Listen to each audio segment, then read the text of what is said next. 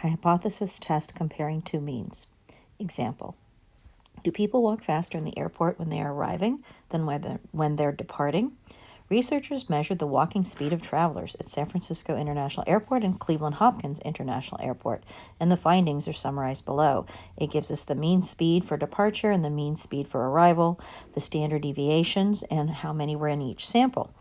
Let's perform a hypothesis test. So we're interested in mean, so we're dealing with mu. And so let's realize that mu d, this is the mean departure speed.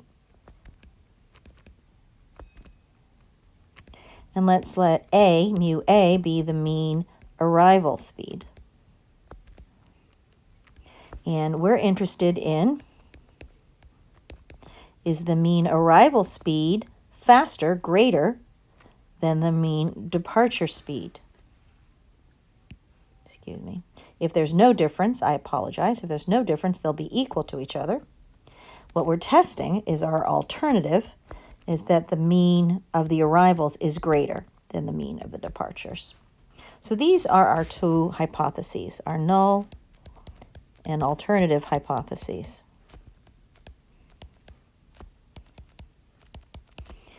So we're going to pay attention. Now we need to be careful. So this is going to be group 1 because of how I wrote it. And this is going to be group 2, once again, based on how I wrote this. And now we're going to go straight to technology to perform this hypothesis test. So I'm going to use the TI. And how we've labeled these things is going to make a huge difference. So we need to get to a hypothesis test. So you need to hit the stat button. And then you need to hit tests. And this is going to be a 2-sample t-test because we're using a sample standard deviation as opposed to a population standard deviation. So 2-sample t-test. And so then we are going to come in here and we're going to see, now this is where the labeling is important.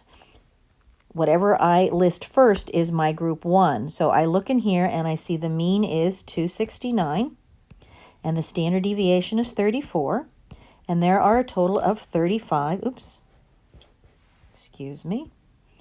Where is my clear? Clear. Where's my clear button? Delete. Why isn't it deleting? This is 34. There we go. And I have 35. Now my second mean is 260. My standard deviation is 53, and I also have 35. Note, you don't have to have the same sample size. Now, I need to make sure I get the right one, so my alternative is correctly marked. And so I see, and we don't want pooled, so take pooled off. And so for this one, my test statistic is T is 0.79968. This shaded region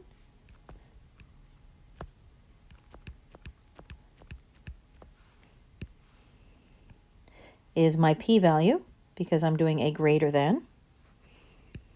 And according to this p-value is 0.2139. So at any significance level, this is a pretty high p-value. So this is my p-value. So my p-value is pretty big. And we tend to use, typically we use a 5% significance level. But even at a 10% significance level, this p-value is bigger than that. So we have insufficient evidence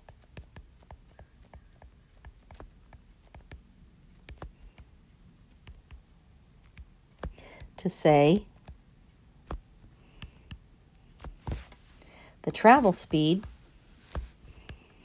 how fast people are walking, is greater for arrival versus departure.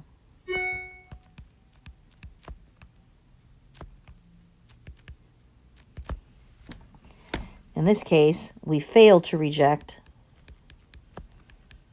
the null.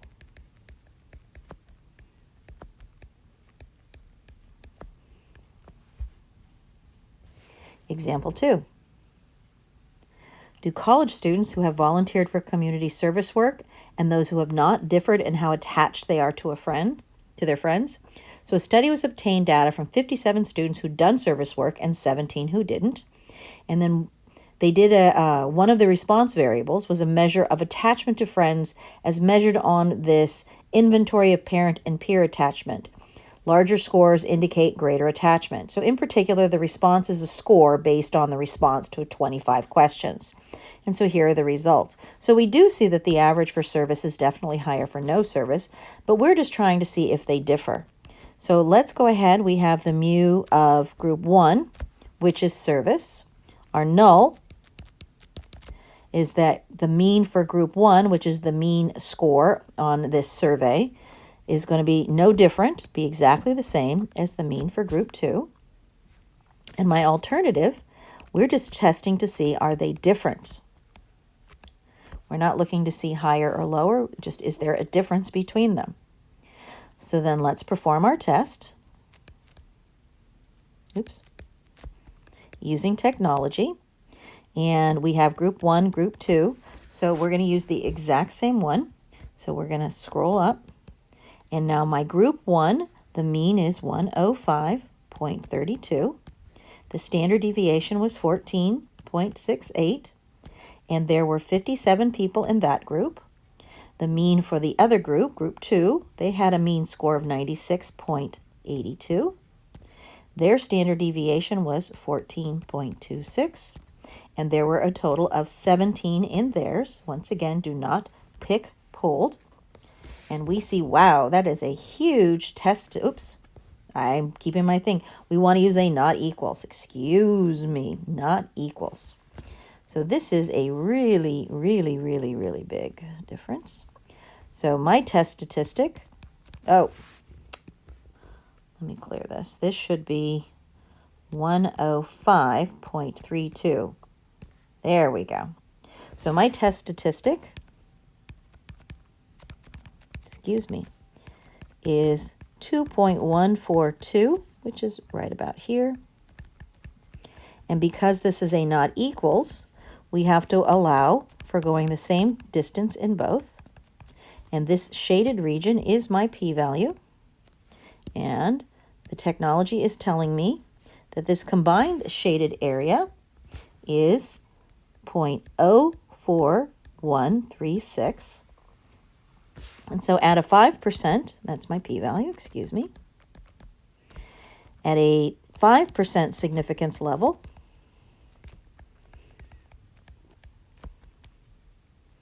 the p-value of 0.04 is less than our significance level. So we have evidence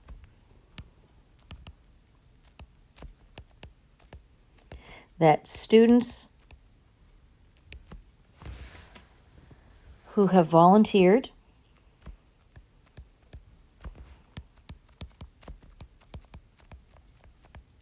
for community service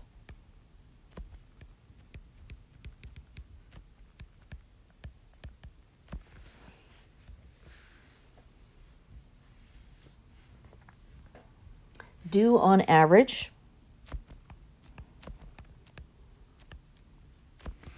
differ from those who have not engaged. Differ from those who do not engage in community service.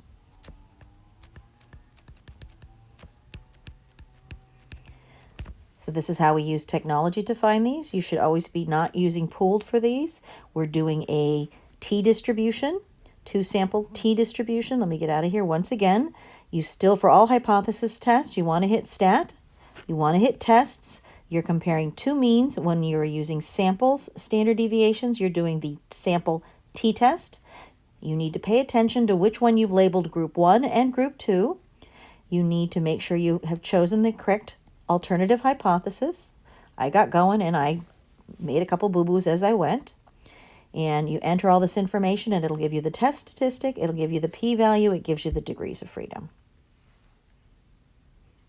All the rest is the same.